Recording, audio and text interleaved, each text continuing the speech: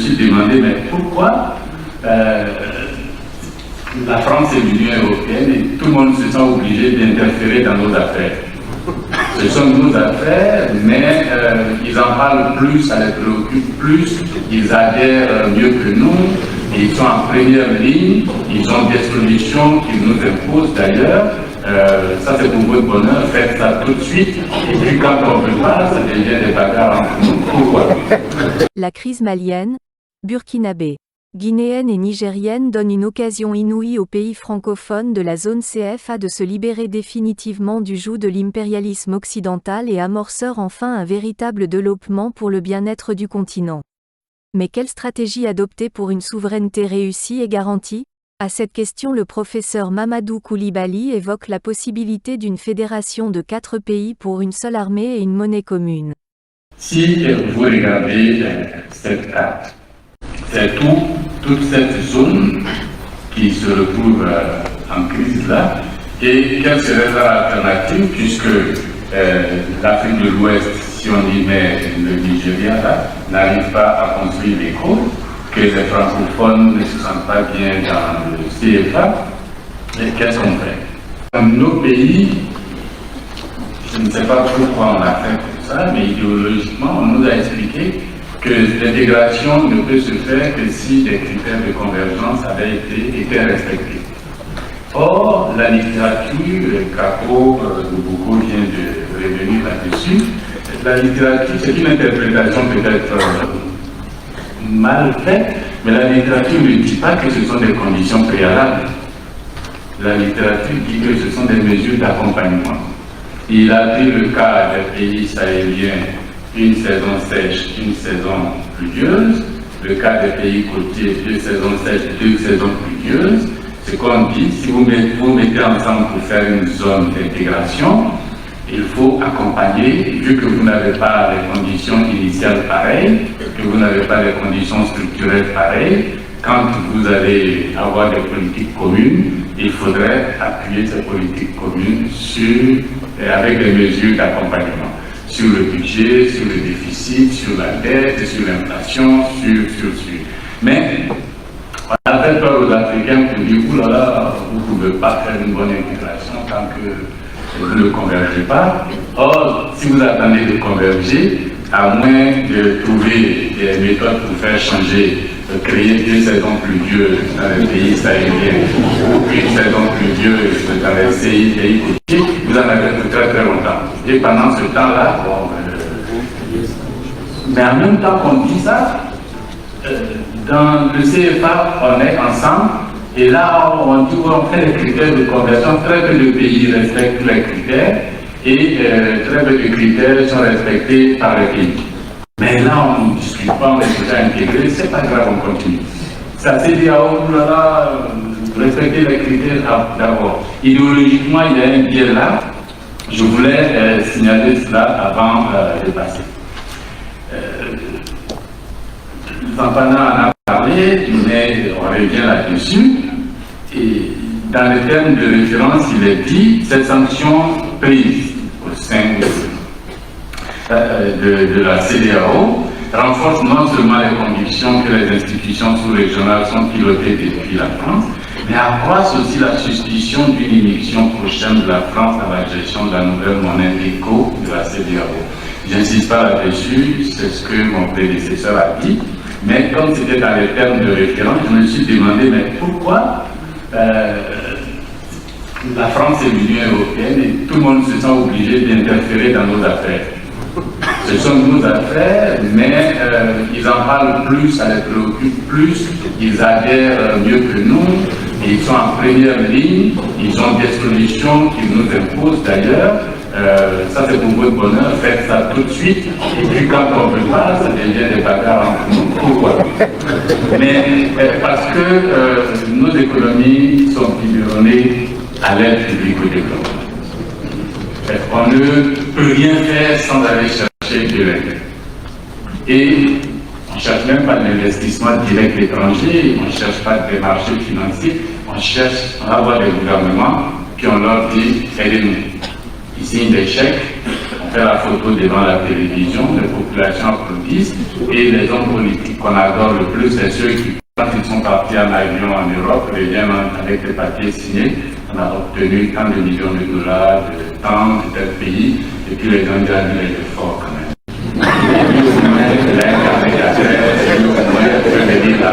C'est de l'argent public, c'est de l'argent des impôts des autres, et donc vous prenez l'argent des États pour venir travailler chez vous, vous avez dealé avec les États.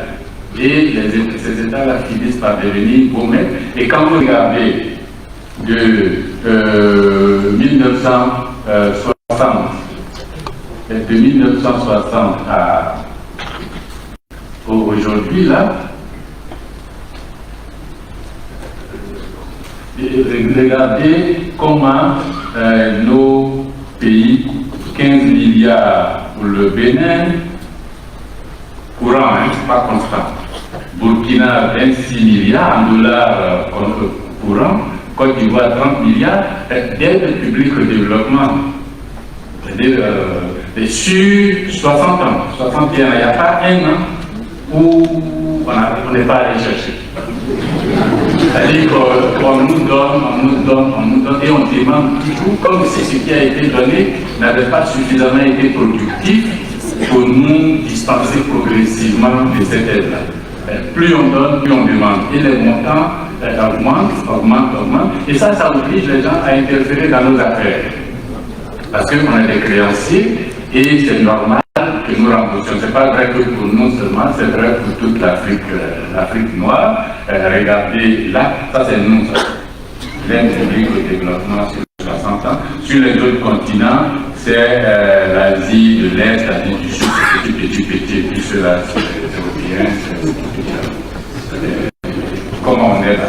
Ça fait que tout le monde se croit obligé vous êtes les indigents du quartier, c'est à vous on donne des bouchers, c'est à vous on donne des jetons, et donc chacun se lève dans la pièce sale, va se laver, prendre des jetons, tout le monde a dans vos affaires, vous perdez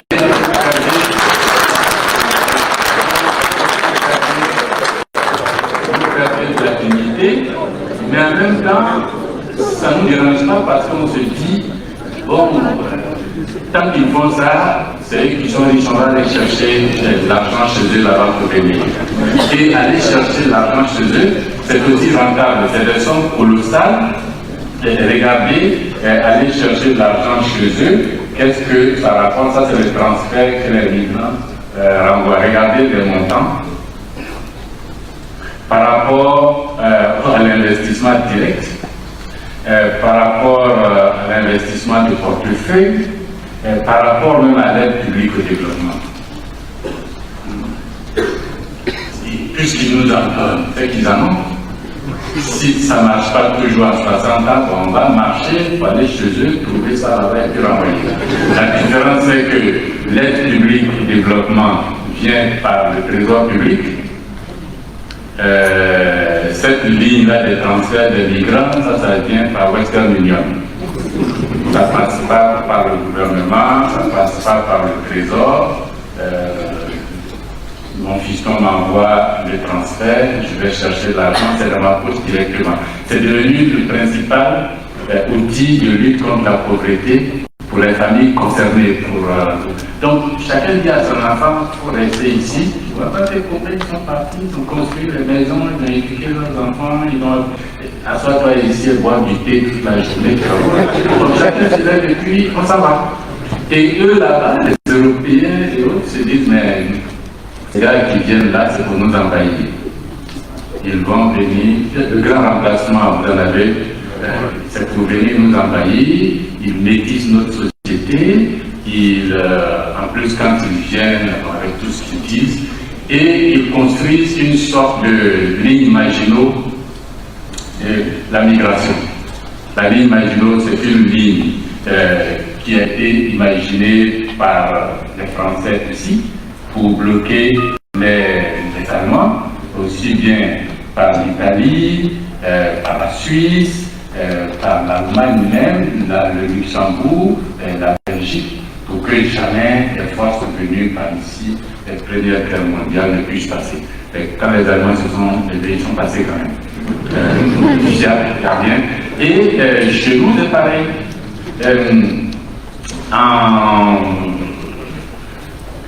C'était en 92, dans ce pays, c'était l'ère de la démocratie, tout le monde va voter, et puis dans ce pays-là, le Front islamique et les Salines gagnent les élections. Comme il y a du pétrole en jeu, les gens se sont dit non, on ne peut pas leur donner le pouvoir là-bas. Et puis ils ont refusé les résultats des élections parce que l'issue n'était pas du tout en faveur de ceux que eux voyaient. Et dans les militaires ont été encouragés, et ces gars-là se sont dispersés dans la nature.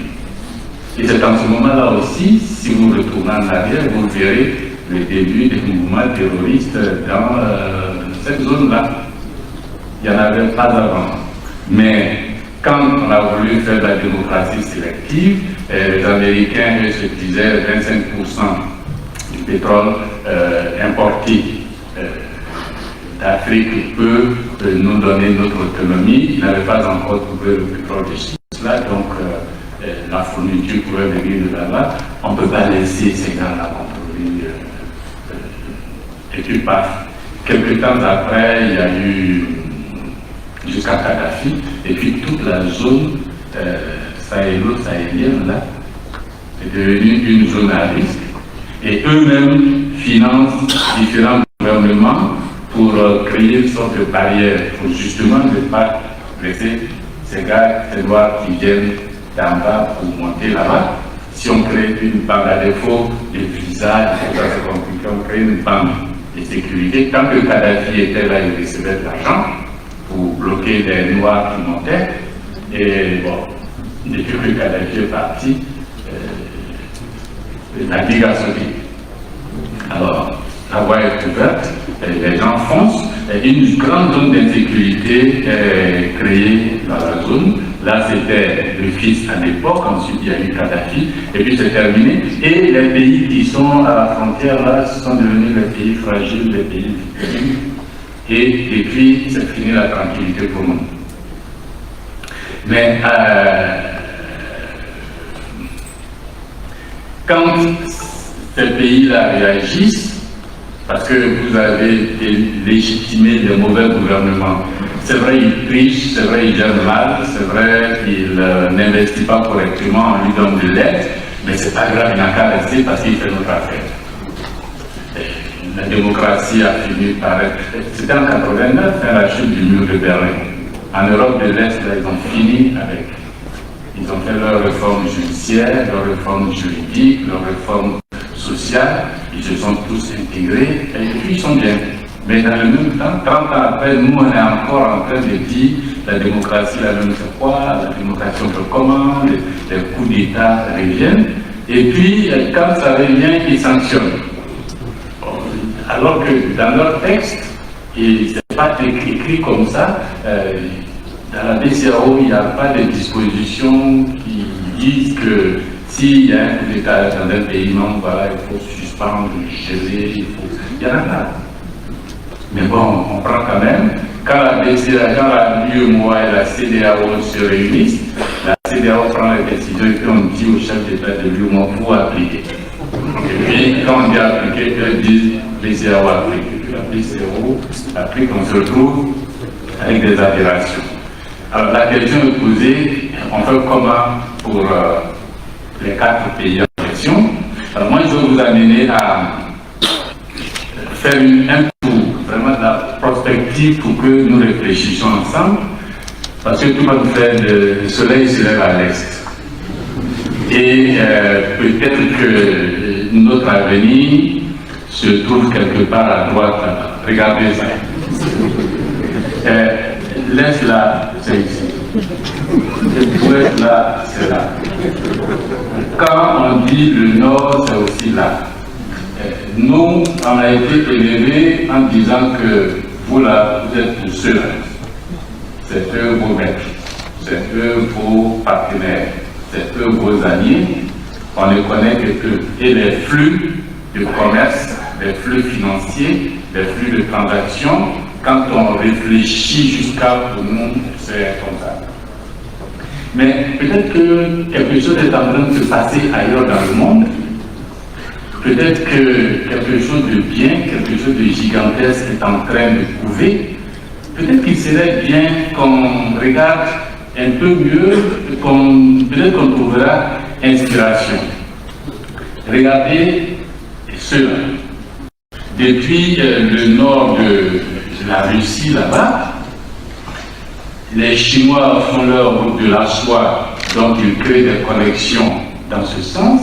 Ils créent des connexions entre la Russie qui passe par le Pakistan et jusqu'à l'Inde. Et ils créent des connexions qui viennent intégrer l'Iran.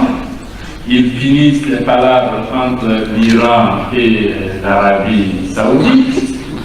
Et puis, l'Inde même est ici. Et puis quand vous regardez juste à droite de l'Inde, vous avez la Corée du Sud qui n'est pas loin, vous avez la Malaisie, et puis l'Australie là. Et puis il faut un élargissement récemment en Afrique du Sud de leur but. Et puis ils prennent l'Égypte ici, ils prennent l'Éthiopie là, et puis l'Afrique du Sud est là. Sur 15 BRICS, il n'y a que l'Argentine et le Brésil qui sont quelque part là-bas. Les Émirats arabes unis sont là. Sur 15 BRICS, on a 9, 8 qui se trouvent dans cette zone. Et ce ne sont pas de petites zones, ce ne sont pas de petites économies. Les gars, ils sont riches, ils sont nombreux, ils produisent, ils ont de grosses réserves de matières premières et de terres rares. C'est la connexion qui fait ça. Ils ont de grosses réserves de matières premières et de terres rares, aussi bien ceux-là que ceux-là. Et puis l'Inde est ici à la pointe, parce que ça converge là, ça converge ici. Et puis l'Inde se trouve à la pointe là, et puis il y a l'Australie, et puis nous, on est là. Alors, il y a ce grand M là que vous voyez, qui fait ça. Et si les 5, 6, 10, 15 prochaines années se jouaient autour de cet océan Indien? Et si les plus grosses importations, les plus grosses exportations, les marchés de capitaux, les marchés financiers, les investissements se déroulaient dans cette zone-là? Et en plus, ils se lèvent, ils disent qu'eux, ils ne veulent plus du SWIFT, là, parce que contrôlés par Wall Street, le Trésor américain, ils vont créer leur propre système de transactions, d'information des transactions financières. Si c'était le cas, si cette hypothèse-là était acceptée, alors nous, on est ici. Et les gars, ils vont faire l'histoire là. Il y a quelques années, on pensait que ça allait se passer de l'autre côté là-bas, entre la Californie et la Chine, mais bon, le hasard de l'histoire fait que ça y est là. Vous avez le Japon qui n'est pas loin, la Corée du Sud qui n'est pas loin, l'Australie qui n'est pas loin. Et puis tout le monde découvre que... Et nous, on a quand même cette façade-là. Est-ce que c'est par hasard qu'au BRICS en Afrique du Sud, l'Afrique du Sud était déjà là, les gens ont choisi l'Égypte et ceux. C'est pas par hasard, il y en a 3 là. C'est, à mon avis, quelque chose va se jouer là. Et nous sommes ici. Le problème, c'est comment faire pour, si cette amitié-là, on pense qu'après 60 ans, l'histoire et tout ça, ça n'a pas donné ce qu'on veut. Est-ce qu'il n'est pas temps, est-ce qu'il n'est pas intéressant qu'on s'organise, qu'on réfléchisse, qu'on regarde le continent africain, et puis ceux-là, ils sont là, ce sont des partenaires, il n'y a pas de problème. On a une longue histoire avec eux, mais que nous, comme Haïtiens, on construit, cette histoire-là était quasiment involontaire. C'était de la souveraineté, du manque de souveraineté souveraineté involontaire. Mais peut-être qu'ici, là, comme dit Sampana, on peut volontairement choisir de céder une part de souveraineté, Nigeria, Tchad, Soudan, Éthiopie, Kenya, et puis orienter une partie. De plus en plus, c'est eux qui achètent des matières premières, de plus en plus, c'est eux qui financent les investissements, les routes, les ponts, les écoles. De plus en plus, c'est eux qui protègent certains pays en crise. Peut-être que ce serait bien de commencer à regarder du côté où le soleil se lève. Et si on le fait, je reviens dessus, ce grand M ici, là, si on le fait, c'est, Ouedraogo l'a dit, prof, c'est de la souveraineté relative. L'extérieur est une contrainte pour toutes les économies du monde. On appelle ça d'ailleurs la contrainte extérieure. À partir du moment où vous exportez ou vous importez, il n'y a rien à faire, vous dépendez des autres. Mais dépendance ne signifie pas soumission. Ça dit échange gagnant-gagnant.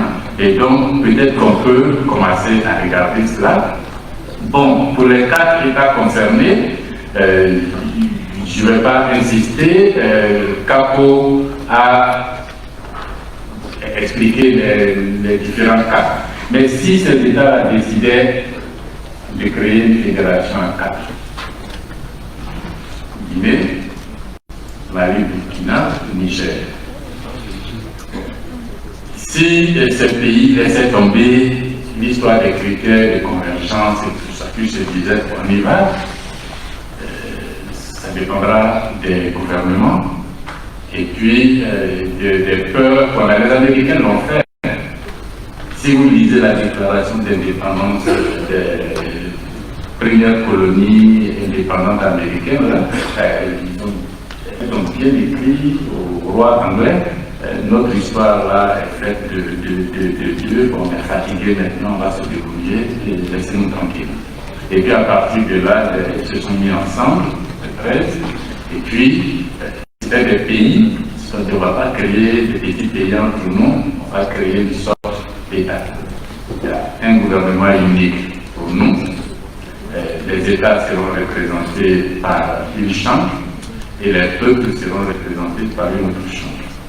Chaque État a son gouvernement, a son parlement local, et puis au niveau fédéral, nous on s'occupe de la défense des frontières.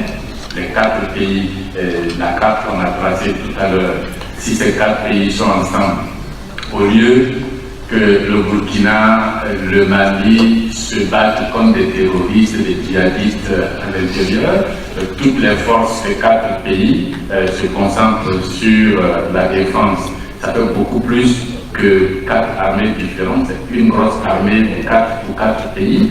On connaît les frontières et on sait que tous ceux qui sont en armes illégalement à l'intérieur ne doivent pas l'être et on se concentre sur eux, on les pousse, ils sortent.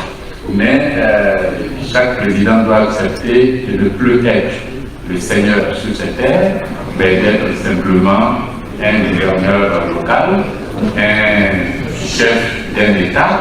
Beaucoup ne s'imaginent pas, hein, les 50 États américains ont tous des chefs d'État. Ces États ont proclamé leur indépendance à un moment et qui ont adhéré aux États-Unis d'Amérique. La Californie, le Nevada, le Texas.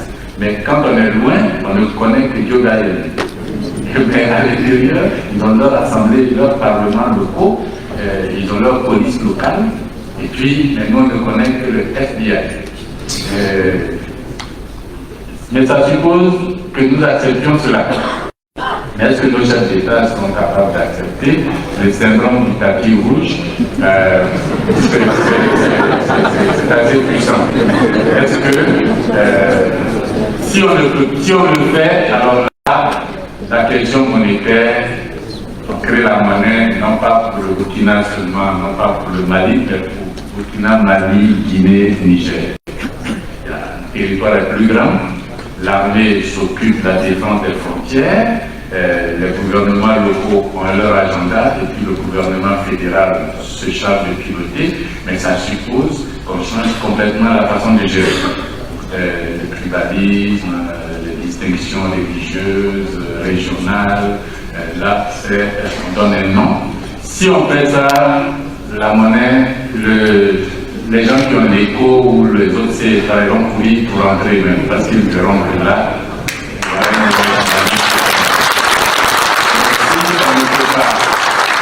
si on ne peut pas le faire, il ne faut pas qu'on se fatigue, chacun n'a qu'à créer sa monnaie.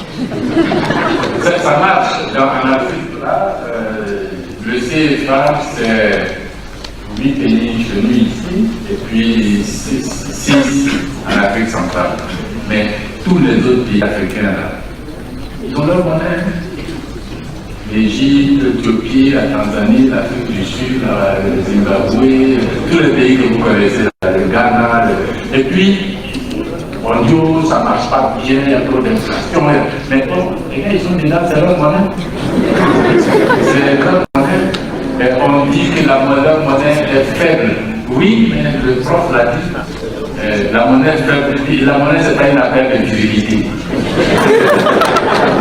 Les Chinois actuellement, là, tous les gens sont en train de leur dire votre monnaie est trop faible. Mais la situation est telle que si on fait ça trop fort, on ne pourra pas vendre dehors.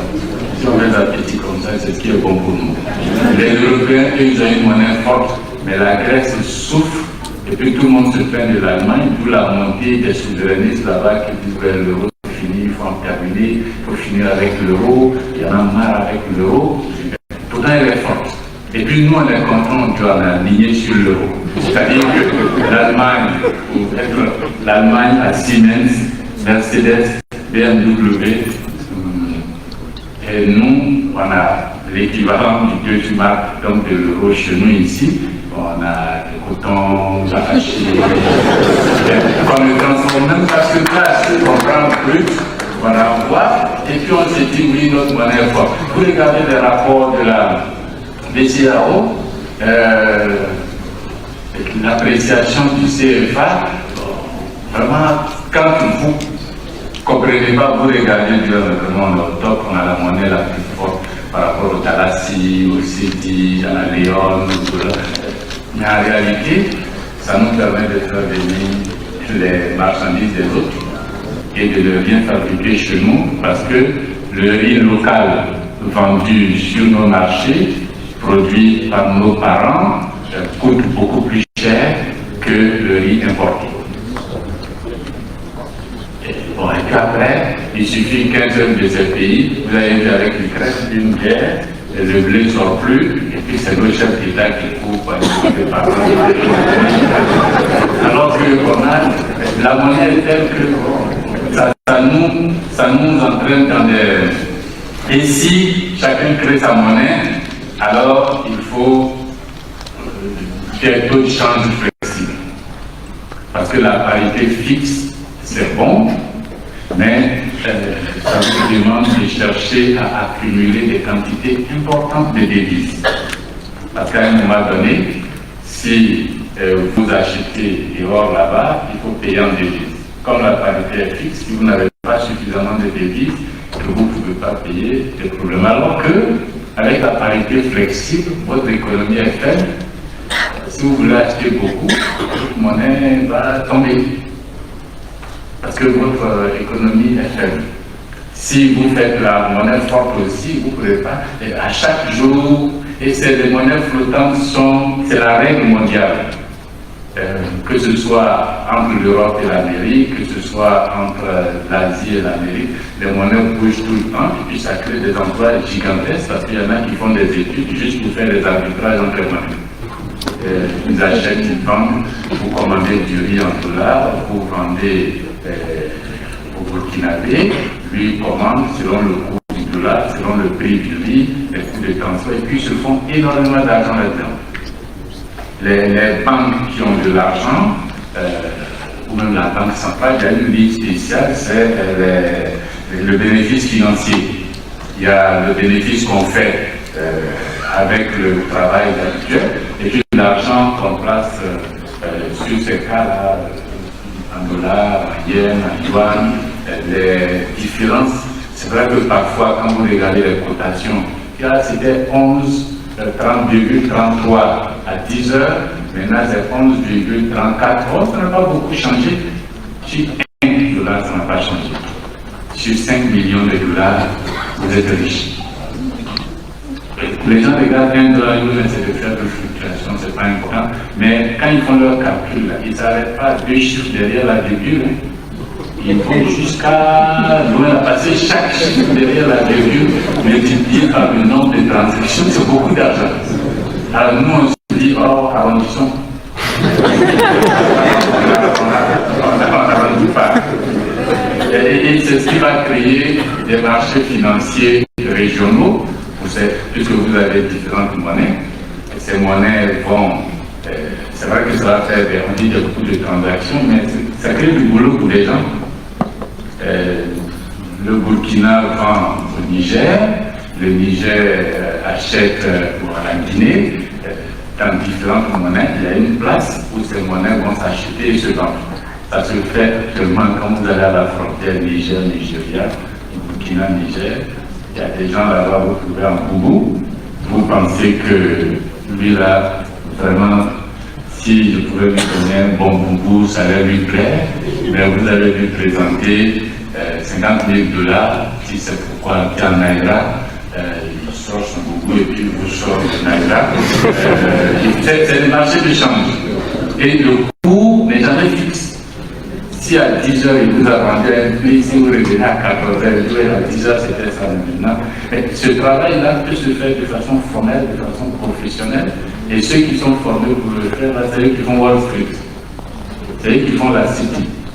Ils sont allés, ils sont en costume, cravate, ils achètent, ils vendent, et puis ces petits calculs-là, ils le font, ils gagnent beaucoup d'argent et ça garantit la stabilité de la monnaie parce qu'on n'a plus besoin d'avoir de stock important de devises, les prix s'ajustent.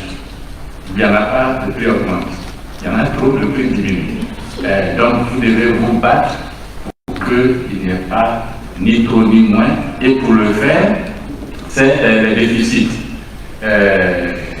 Capo l'a dit, les États font de la monnaie pour investir, mais si vous faites trop de monnaie, c'est les prix qui vont prendre le coup. Si vous ne voulez pas que cela arrive, ne faites pas trop de déficits. Parce que le déficit, c'est les dépassements budgétaires. Vous, à la sueur de votre front, vous avez 1000 francs, mais vous voulez dépenser que 1000. Les 1000 supplémentaires, vous augmentez les impôts sur vos populations, les gens se fâchent, ou ça diminue leurs revenus, ou vous allez chercher l'argent ailleurs pour compléter, c'est la dette. Donc si vous faites des déficits internes, la dette augmente. Le déficit, c'est le flux, l'eau qui descend toujours dans le bocal. Chaque année, on doit, le déficit ne doit pas dépasser. En plus, en haut, c'est 3%, c'est pas beaucoup. Mais la bouteille tombe là, on dit qu'il ne faut pas dépasser 3 km à l'heure, mais la quantité d'eau qui se trouve dans le seau là, ça c'est la dette. Donc petit, et puis après on regarde le stock de la dette, c'est élevé.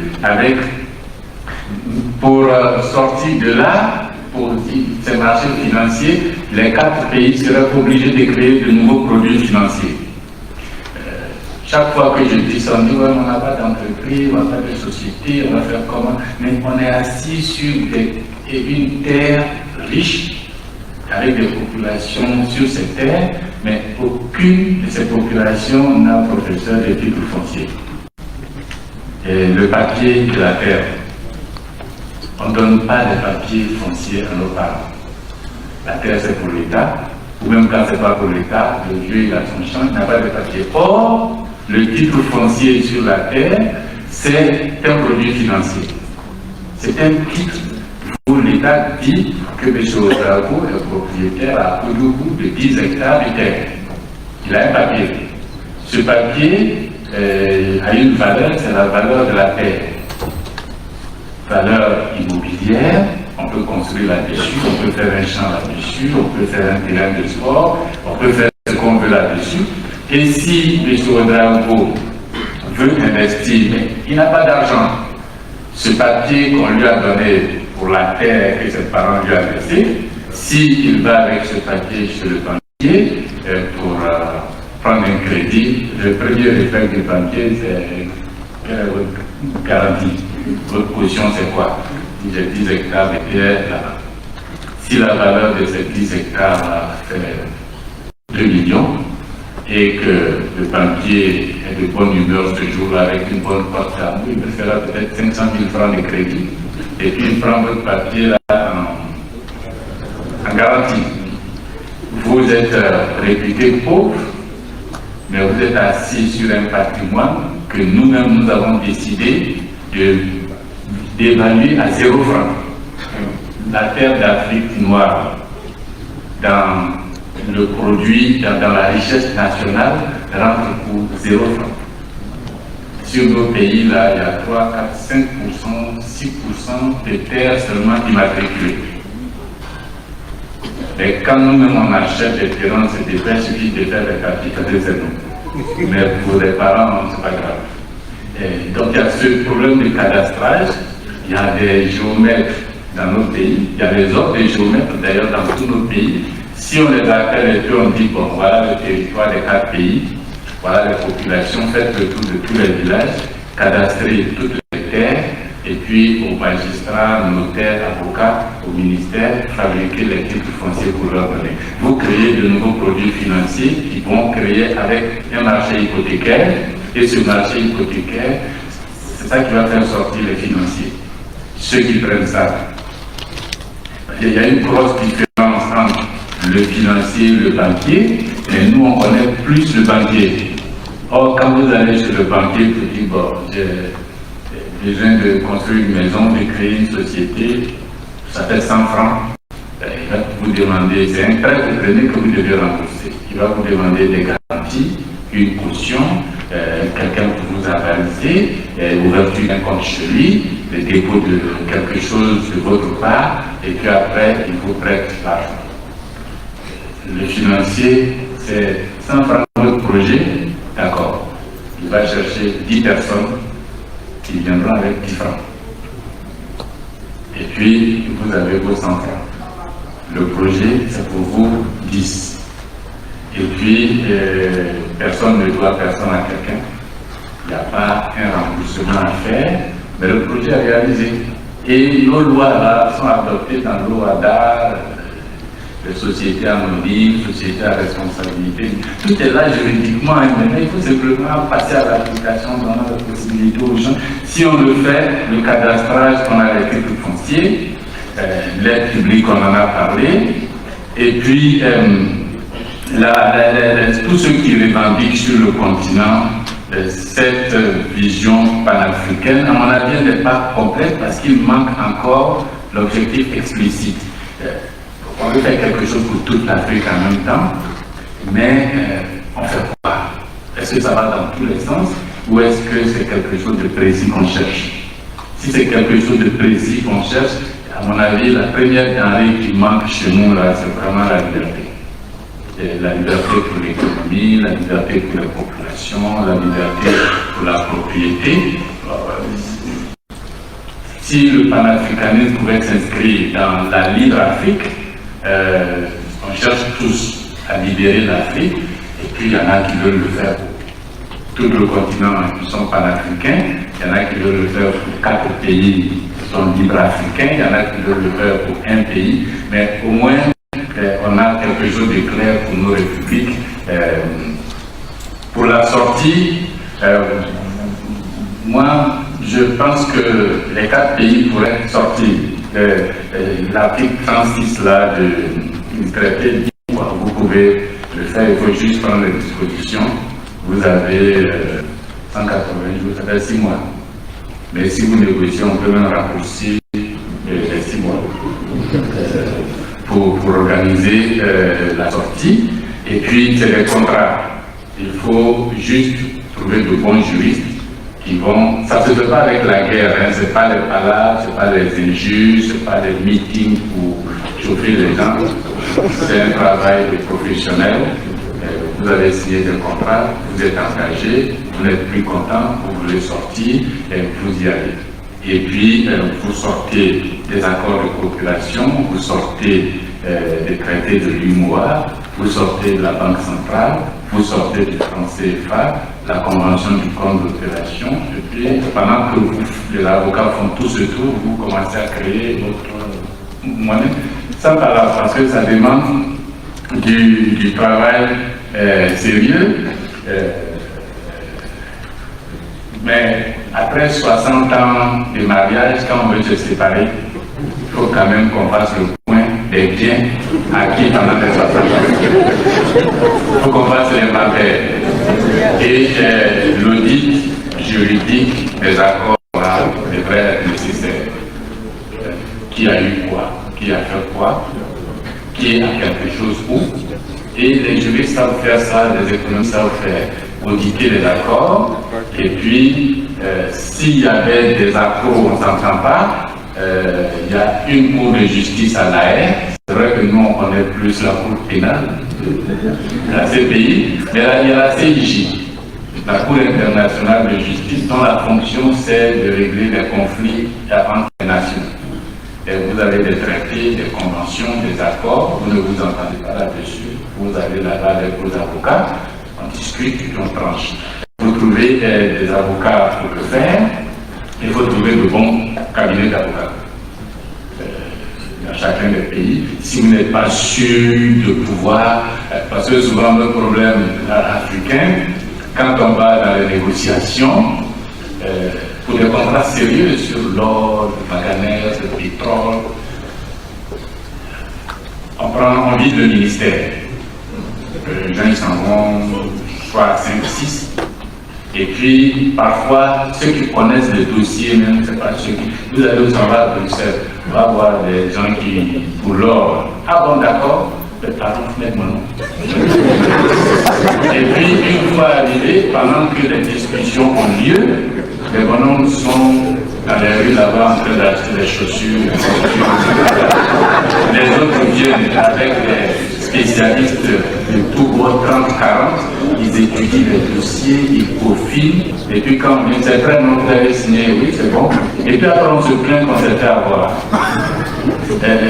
On ne prend pas forcément des gens qui s'y connaissent, quand on arrive, on n'est pas forcément là où la décision se prend, et puis quand c'est fini, on arrive, c'est trop tard. Alors, il faut trouver vraiment des spécialistes pour aller faire ce travail-là. Sans faire le parade, il faut simplement préciser, les chefs d'État précisent la mission. Et puis pour la nouvelle monnaie, on choisit le nom. Ce n'est pas un processus qui s'est créé, ce n'est pas un décret qui fait ça d'un seul coup. On choisit le nom de la monnaie, on choisit les coupures, le dessin du billet. Est-ce qu'on fait, là nous on fonctionne en CFA, en 5 francs, 10 francs, 15 francs. Est-ce qu'on va faire à 1, si c'est wari ou bien un wari, 2 wari, 3 wari, et puis les wari, est-ce qu'on fait en jeton, est-ce qu'on fait en billet? Il y a des gens qui sont formés pour ça, ils savent le faire, c'est leur travail. Il y en a qui sont actuellement à la Banque centrale ici, il y en a qui sont à Dakar. Bon, puisque vous les rappelez, vous les mettez au boulot. Et puis, vous prenez les textes qu'il faut. Nécessairement vous êtes à 4. Ce qui manque à la CEDEAO, c'est pour ça que ce n'est pas crédible. Si vous êtes à 4, vous créez une monnaie, il faut déjà un traité qui crée l'union monétaire. Dans la CEDEAO, on en parle, les gars ne nous ont pas encore donné un traité. Et ils prennent des décisions à chaque sommet, mais un traité avec des contours. Une fois que le traité est là, la monnaie qui va être créée, il y a une banque centrale qui va la gérer. Il faut créer les statuts, il faut écrire les statuts de la Banque centrale. Nous, on n'a pas ça. On dit simplement qu'on va le faire. Et si les statuts de la Banque centrale sont dans les statuts, on va préciser le nom de la monnaie, les types de coupures, les réserves qu'on garde où, on les gère comment, et tout ça devrait être fait pendant que les avocats sont en train de discuter là-bas. Et puis le personnel, ça, je pense que les 4 pays allemands, tous ces jeunes cadres, du chauffeur, gardien, jusqu'à l'ingénieur financier, nos pays là non. S'ils ne sont pas ici, ils sont à Dakar, à BCAO, ou bien ils sont profs quelque part au Canada, en Suisse, aux États-Unis. Si on lance un appel d'offres, ils vont venir. Et puis, ensuite, il faut décider les nouveaux billets qu'on fait.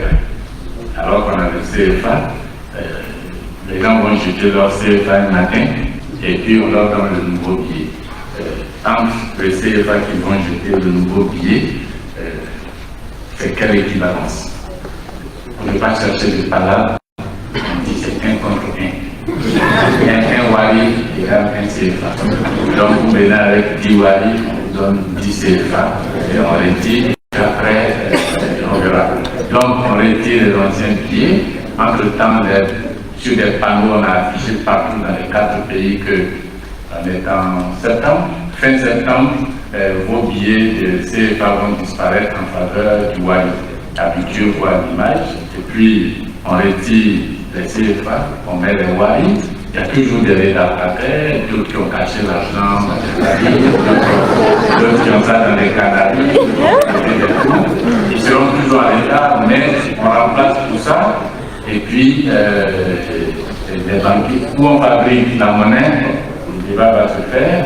Certains pensent qu'il faut des imprimeries, et il faut des imprimeries dans le pays pour fabriquer. D'autres se disent, si on peut fabriquer dehors là-bas, c'est bon. Et vous savez, dans la fabrication de la monnaie, il y a ce qu'on appelle le seigneuriage. Quand vous avez un billet de 10 000, un billet de 5 000, vous avez des associations. Avec des cartes de membres. Vous allez à l'imprimerie, on fait votre carte de membre, la carte de professeur de l'université, et l'imprimeur fait la carte à 50 francs, mais quand l'enseignant adhère, vous écrivez dessus 10 000 francs, droit d'adhésion. Quand il adhère, vous mettez sa photo, il paye 10 000, vous lui donnez la carte. Mais la carte elle-même, vous l'avez fabriquée à 50 francs. La différence entre les 50 francs, le coût de production de la carte, et les 10 000, la valeur qui est marquée à la face, ça c'est votre bénéfice. Et ceux qui fabriquent, les banquiers centraux, quand ils sortent l'imprimerie avec le papier, la valeur qui est marquée dessus, et puis il y a le prix du billet à l'imprimerie. La différence là, c'est le seigneuriage, c'est beaucoup d'argent. C'est beaucoup d'argent. Si vous gérez ça bien, si vous ne faites pas de déficit gratuitement, si vous ne voulez pas l'argent, si c'est vrai, le président peut appeler un jour le ministre des Finances, le directeur de la Banque centrale, qui est de lui les questions. Il y a 3 milliards. Ah, Madame Betala Palestine, milliard de madame. Et puis, le président appelle et puis on prend de l'argent comme ça, cash, dans un sac qu'on vient lui donner. S'ils font ça, c'est terminé, la monnaie va, c'est mort. Et l'inflation, et les déficits, et tout va être mélangé. Mais s'il n'y a pas de déficit, qu'il n'y a pas de détournement, que chacun fait son boulot correctement, le fonctionnaire, le douanier, le fonctionnaire des impôts, si chacun de nous fait son boulot correctement, serré, on ne sera pas tous riches d'un coup, mais on va construire les bases d'une économie solide, fondée. Les 4 pays en question là sont réputés être les plus pauvres du monde. Si c'était vrai, pourquoi tous les grands pays du monde sont au chevet des 4 en train de dire c'est pour moi je ne peux pas, je ne peux pas.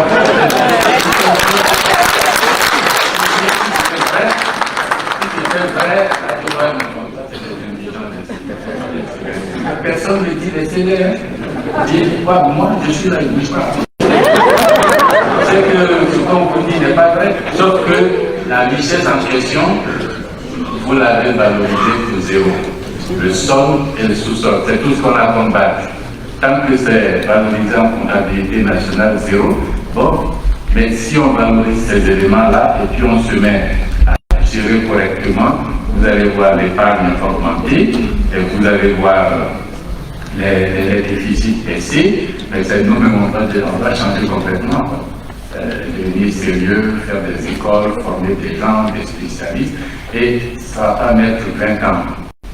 Et en Europe de l'Est, dès qu'ils ont fait les bonnes réformes, dans les pays communistes d'Europe de l'Est, ceux qui ont vécu là-bas, même les salons de coiffure là, étaient propriété de l'État communiste. Mais depuis 1989, ils ont dit que ce n'est pas à l'État de faire des salons, ils ont privatisé, ils ont donné, ils ont vendu. Et puis les gars se sont concentrés sur ce que l'État doit faire. Et puis aujourd'hui, là, eux, là-bas, ils ne se demandent plus la démocratie, c'est quoi, le coup d'État, c'est quoi, les partis politiques, ah non, c'est ceux-là qui sont au pouvoir, nous, si on veut, ils ont dépassé cela. Nous, on est encore en train de traîner, c'est assez difficile. Mais pour ça, il faut qu'il y ait un chef d'État ou des chefs d'État pour dénoncer, parce qu'un ministre ne le peut pas, un ambassadeur ne le peut pas, il faut un chef d'État pour dire on n'est plus d'accord. Et 4 chefs d'État se réunissent, disent on n'est plus d'accord et engagent les procédures conformément au texte. La nouvelle monnaie qui vient, si on dit un CFA égale un Wari nouveau, mais le CFA, enfin le Wari nouveau par rapport au Naira, par rapport au dollar, par rapport au yen, au yuan, tout à l'heure, prenez un panier de monnaie en fonction de là où vous vendez le plus et ceux chez lesquels vous achetez le plus, vous voyez le poids et puis vous calibrez la valeur de la monnaie en fonction de ce poids-là. Les gens sont arrivés à l'école, ils savent le faire, il faut leur faire confiance, simplement leur donner le travail.